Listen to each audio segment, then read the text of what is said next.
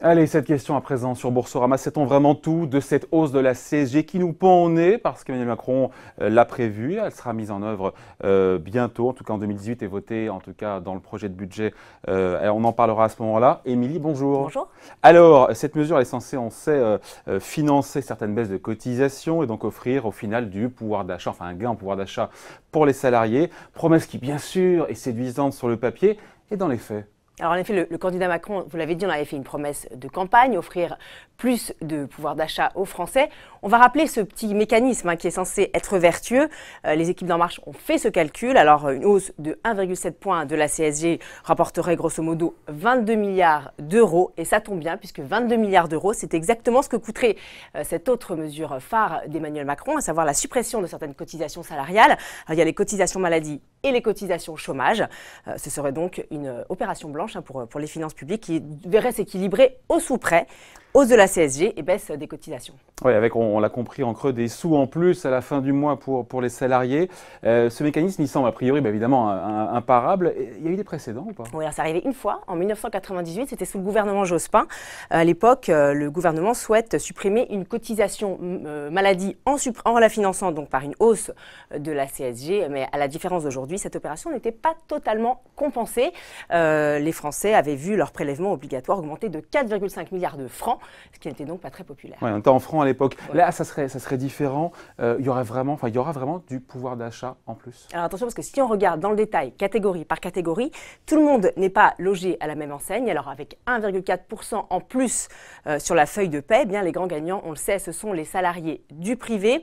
Alors 1,4%, c'est en fait la différence entre les 3,15% de cotisation salariale en moins et les 1,7 points de CSG en plus. Alors concrètement, ça veut dire quoi? Ça veut dire que pour un salarié qui touche le SMIC, par exemple, eh bien, ça représentera environ 250 € en plus par an. Oui, et c'est encore plus évidemment si le salaire est plus élevé. Mais ça, c'est quand, Émilie, c'est quand tout va bien.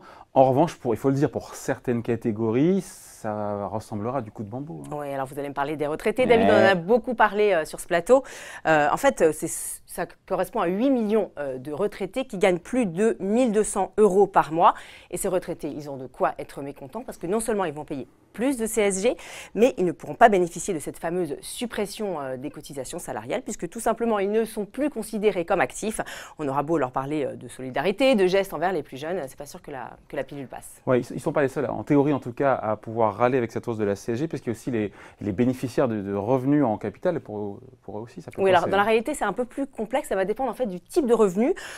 Pour les revenus tirés des intérêts ou des dividendes, alors ça risque en fait d'être assez indolore. Pourquoi? Parce que le gouvernement prévoit un prélèvement forfaitaire de 30% qui devrait en fait être plus avantageux que l'imposition actuelle. En revanche, pour tout ce qui est revenu foncier, là, a priori, il ne devrait pas y avoir de compensation de cette hausse de la CSG. Alors on a parlé des retraités, Émilie, et des épargnants, puisqu'on regarde catégorie par catégorie, on va aussi s'intéresser aux fonctionnaires, aux indépendants. Qu'est-ce qui se passe là? Alors c'est idem pour eux.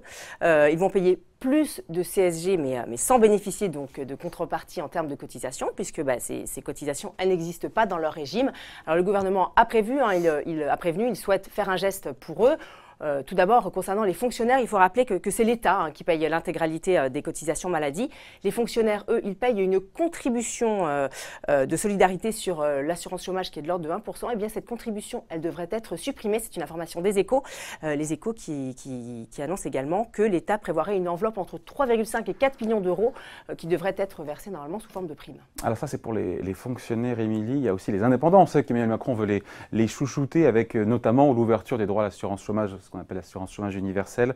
Concrètement, comment est-ce qu'on fait pour leur donner plus de pouvoir d'achat aux indépendants? Alors, si on fait le calcul pour compenser cette hausse de la CSG, il faudrait leur rendre 1,8 milliard d'euros. Alors, toujours selon les Échos, le gouvernement serait en train de plancher sur une réduction des cotisations maladie qui sont actuellement à leur charge. Cotisations maladie qui d'ailleurs avaient déjà été revues à la baisse en 2015 et 2016, en tout cas pour les revenus les plus modestes. Bon, pour conclure, si on devait résumer, est-ce qu'il y a un loup ou pas d'ailleurs dans cette hausse de la CSG? Non, alors, il n'y a pas vraiment de loup. Cette hausse de la CSG, elle est compensée. A priori, elle crée du pouvoir d'achat pour tous, mais mais d'une manière quand même assez inégale, on l'a vu. Et puis les grands perdants, ce sont donc les retraités qui gagnent plus de 1 200 € par mois.